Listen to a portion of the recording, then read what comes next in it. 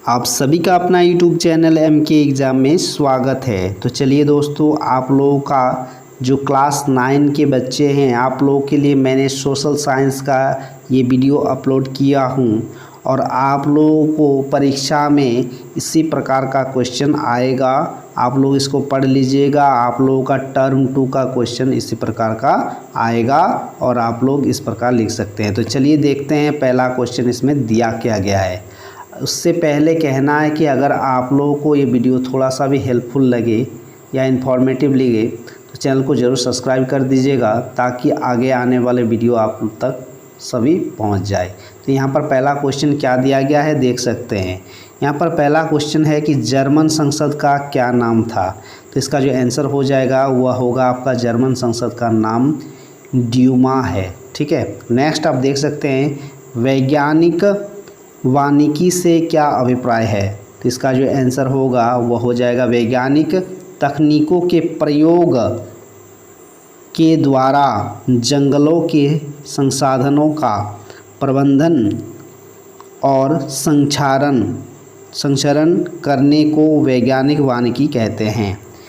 तो ये 2 नंबर का आंसर हो गया आपका। नेक्स्ट आप देख सकते हैं 3 नंबर में क्या दिया गया है, निर्धनता के किन्हीं 2 मुख्य आयामों को लिखे। ठीक है, तो इसका जो आंसर होगा वह होगा इस प्रकार, निर्धनता के 2 मुख्य आयाम लिखे। ठीक है, तो इसका जो आंसर होगा वह होगा आपका क्या, 1 नंबर में जो दिया गया है जनसंख्या में वृद्धि।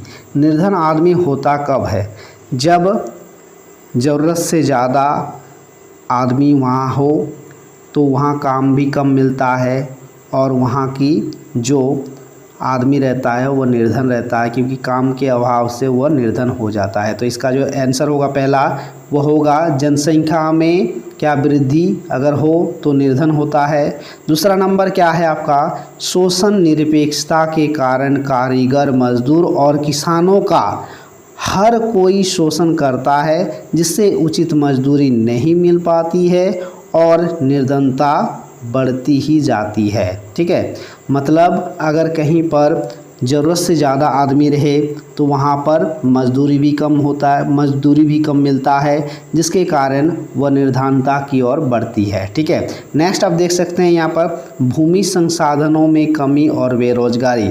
अगर भूमि संसाधन कम रहे मतलब अगर जगह कम रहे या बेरोजगारी मतलब होता क्या है कि आदमी रहे उसको रोज़गार ना मिले तो बेरोजगारी कहते हैं। तो ये 3 जो स्टेप है आपका निर्धनता की 2 मुख्य आयाम, इसमें से आप 2 लिख सकते हैं।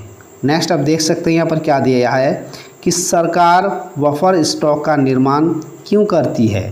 तो इसका जो आंसर होगा वो इस प्रकार होगा, देख सकते हैं बफर स्टॉक का इस्तेमाल कमी वाले क्षेत्र में और समाज के गरीब वर्गों के बाज़ार कीमत से कम कीमत पर अनाज के वितरण के लिए किया जाता है। इस कीमत को निर्गम कीमत भी कहते हैं। यह खराब मौसम में या फिर आपदा काल में अनाज की कमी की समस्या हल करने में भी मदद करता है। ठीक है, तो बफर स्टॉक का इस्तेमाल इसलिए किया जाता है। नेक्स्ट आप देख सकते हैं क्या दिया गया है कि अधिकार से आप क्या समझते हैं।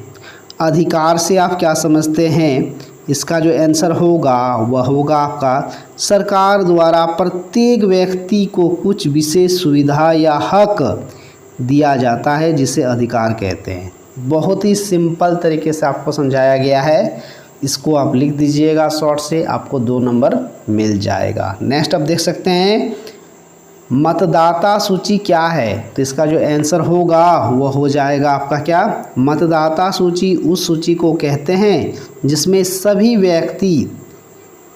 व्यक्तियों के नाम होते हैं जो मतदान करता है। मतदाता सूची वही होता है जिसमें एक लिस्ट होता है जिसमें सभी मतदान करने वाला मतलब जो वोट देता है उसका नाम दिया रहता है, उसे क्या कहते हैं, मतदान सूची कहते हैं। नेक्स्ट आप देख सकते हैं 7 नंबर में जो दिया गया है वो इस प्रकार है, भारत में किस प्रकार की जलवायु पाई जाती है? इसका जो आंसर हो जाएगा, भारत में मानसूनी जलवायु पाई जाती है। तो 7 नंबर का आंसर हो गया। 8 नंबर क्वेश्चन जो दिया गया है वो इस प्रकार है, देख सकते हैं कि जर्मनी में नाजीवाद के उदय के क्या कारण थे? इसका जो आंसर हो जाएगा वह होगा क्या? जर्मनी में नाजीवाद के उदय का मुख्य कारण जर्मनी की आर्थिक मंदी, वाइमर तंत्र की असफलता और साम्यवाद का डर, यहूदी की विरोधी नीति, जर्मनी के संविधान की कमियां और हिटलर का व्यक्तिगत, ये सभी कारण थे जिनसे जर्मनी की नाजीवाद का उदय हुआ। ठीक है, नेक्स्ट आप देख सकते हैं, बस्तर के लोग ने अंग्रेजी के विरुद्ध विरोध क्यों किया? इसका जो आंसर होगा वो इस प्रकार होगा, देख सकते हैं, बस्तर में आदिवासियों ने ब्रिटिश शासन के विरुद्ध 1859 में साल के वृक्षों को बचाने के लिए विद्रोह किया था, जिससे कोई विद्रोह के नाम से जाना जाता है। क्या? जिसे कोई विद्रोह के नाम से जाना जाता है। बस्तर में काफ़ी आदिवासी जनजीवन पूर्णतः वनों एवं उससे मिलने वाले वनोपज पर ही आधारित है। वन और आदिवासियों का अटूट गठबंधन हजारों साल पुराना है। वन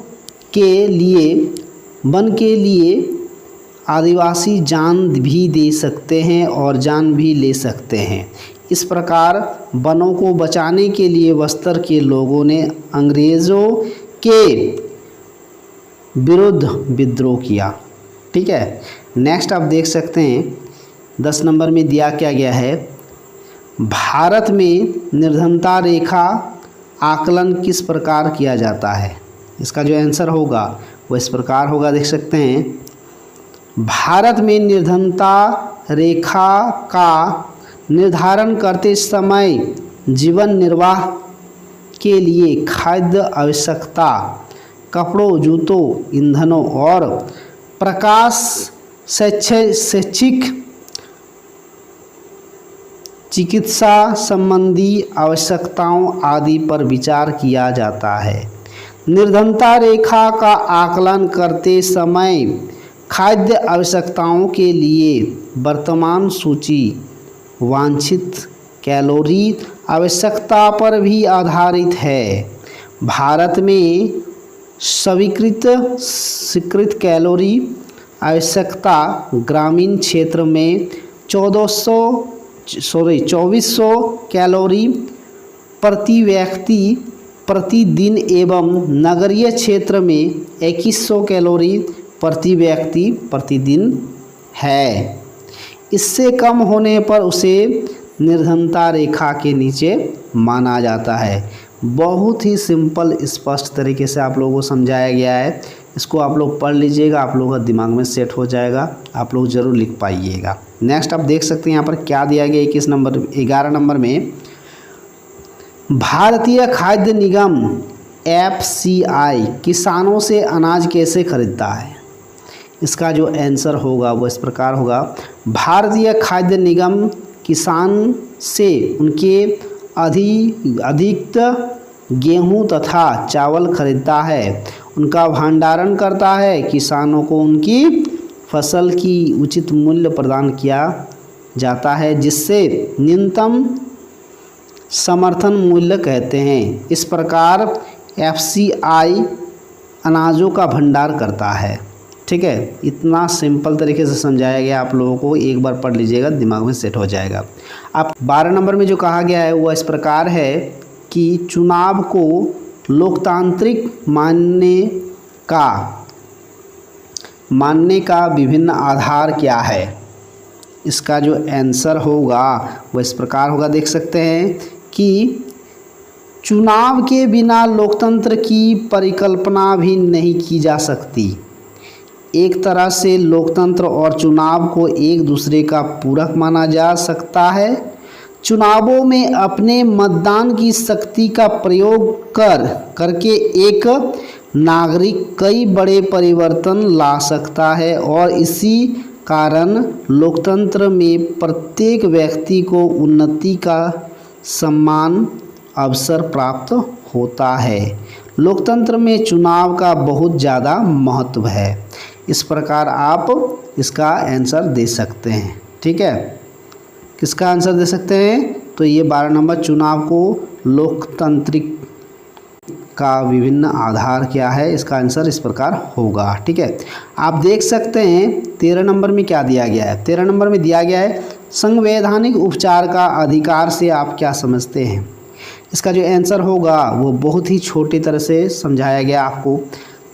संवैधानिक उपचारों का अधिकार संविधान द्वारा नागरिकों को दिया गया है। वह अधिकार है जिसके तहत वह अपने मौलिक अधिकारों के उल्लंघन की स्थिति में सीधे उच्च न्यायालय या सर्वोच्च न्यायालय जा सकता है। ठीक है, इसका आंसर आप इस तरह से दे सकते हैं 13 नंबर का। नेक्स्ट आप 14 नंबर देख सकते हैं, यहाँ पर क्या दिया गया है। भारत की जलवायु को प्रभावित करने वाले कौन कौन से कारक है। तो इसका जो आंसर होगा वह हो जाएगा आपका, भारत की जलवायु को प्रभावित करने वाले कारक अक्षांश, ऊंचाई एवं वायुदाब, पवन, समुद्र से दूरी, पश्चिमी विक्षोभ तथा महासागरीय धाराएं हैं। भारत की जलवायु को प्रभावित करने वाले देश की अक्षांशीय स्थिति महत्वपूर्ण भूमिका निभाती है। भारत उत्तरीय गोलार्ध में एशिया महाद्वीप के दक्षिण में स्थित है।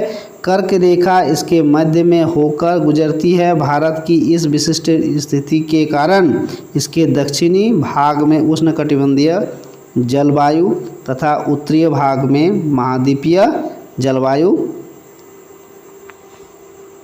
जलवायु पाई जाती है। ठीक है, 13 नंबर में जो दिया है, युद्धों से जंगल क्यों प्रभावित होते हैं। इसका जो आंसर होगा, युद्धों से जंगल निम्नलिखित कारणों से प्रभावित होते हैं। 1 नंबर, युद्ध की ज़रूरत को पूरा करने के लिए लकड़ी की मांग बढ़ जाती है और अधिक से अधिक वन काटे जाते हैं। 2 नंबर, युद्ध में विशाल वन क्षेत्र अग्नि की भेंट चढ़ जाती है। 3 नंबर, युद्ध के समय सरकार लकड़ी के विशाल भंडारे तथा आरा मिलों को स्वयं ही जला डालती है ताकि ये संसाधन शत्रु के हाथ ना लग जाए। इससे स्कार्च्ड अर्थ जो है, इससे स्कार्च अर्थ कहते हैं, जो सिंपल भाषा में कहा जाता है भस्म कर भागो। ठीक है, मतलब जो भी संसाधन रहता है उसको भस्म कर दिया जाता है। ठीक है, जिससे दुश्मनों के हाथ वह ना लगे। नेक्स्ट आप देख सकते हैं क्या दिया गया है 16 नंबर में। 16 नंबर में दिया गया है कि निर्धनता को दूर करने के लिए सरकार द्वारा शुरू किए गए किन्हीं 3 निर्धनता अनमूल्यन कार्यक्रमों का वर्णन कीजिए। इसका जो आंसर होगा वो इस प्रकार होगा, देख सकते हैं यहाँ पर जो दिया है, देख सकते हैं 1 नंबर, निर्धनता को दूर करने के लिए सरकार द्वारा शुरू किए गए कार्यक्रम निम्नलिखित है। पहला क्या है, प्रधानमंत्री रोजगार योजना। इस कार्यक्रम में 1993 में आरंभ किया गया। इस योजना को 1993 में क्या किया गया है, आरंभ किया गया है। इसका उद्देश्य ग्रामीण और नगरीय क्षेत्रों में शिक्षित बेरोजगार युवाओं के लिए रोजगार के अवसर सृजित करना है। नंबर 2 में देख सकते हैं यहाँ पर क्या दिया गया है, ग्रामीण रोजगार सृजन कार्यक्रम। इस कार्यक्रम को 1995 में आरंभ किया गया। इस कार्यक्रम का उद्देश्य ग्रामीण क्षेत्रों और छोटे शहरों के स्वरोजगार के अवसर सृजित करना है। 10वीं पंचवर्षीय योजना में इस कार्यक्रम के अंतर्गत लाखों लाख नए रोजगार के अवसर सृजित करने का लक्ष्य रखा गया। नेक्स्ट आप देख सकते हैं तीसरा जो आपका है वह है आपका राष्ट्रीय ग्रामीण रोजगार गारंटी अधिनियम 2005।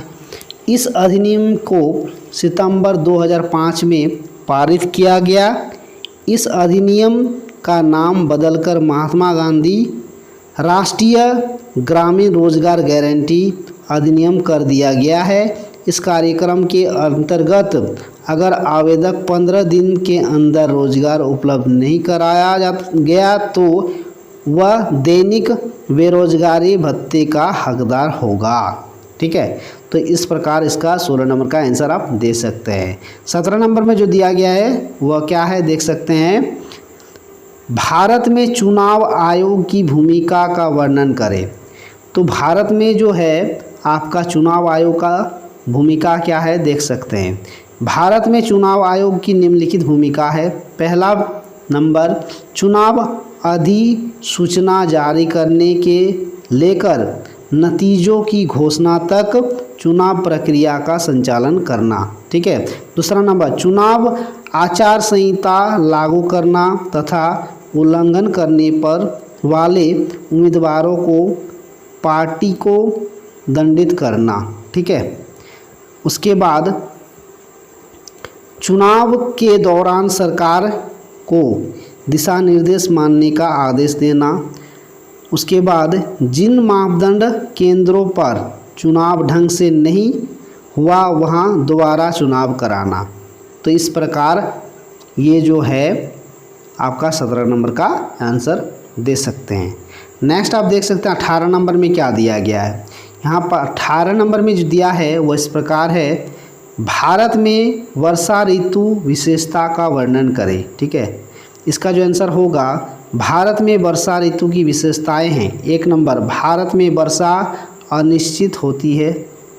भारत में स्थानों में प्रतिवर्ष विभिन्न स्थानों में प्रति वर्ष प्राप्त होने वाली वर्षा की मात्रा में बहुत परिवर्तनशील पाई जाती है।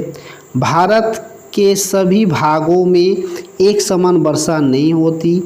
अलग अलग क्षेत्र में प्रांतों में होने वाली कहीं पर ज़्यादा होता है तो कहीं कम मात्रा में और इसका अंतर पाया जाता है। ठीक है। यहाँ पर उसके बाद जो देख रहे हैं 4 नंबर में, भारत में होने वाली वर्षा एक प्रमुख समानता बाढ़ और सूखा है। ठीक है। उसके बाद एक लगातार भारी वर्षा से बाढ़ आ जाती है। दूसरी तरफ वर्षा की विफलताओं के कारण कुछ क्षेत्रों में सूखा भी पड़ जाता है। तो ये आप लोगों का 18 नंबर का आंसर इस प्रकार दे सकते हैं। अगर आप लोगों को वीडियो अच्छा लगे तो चैनल को ज़रूर सब्सक्राइब कर दीजिएगा ताकि आगे आने वाले वीडियो आप लोगों को मिल जाए।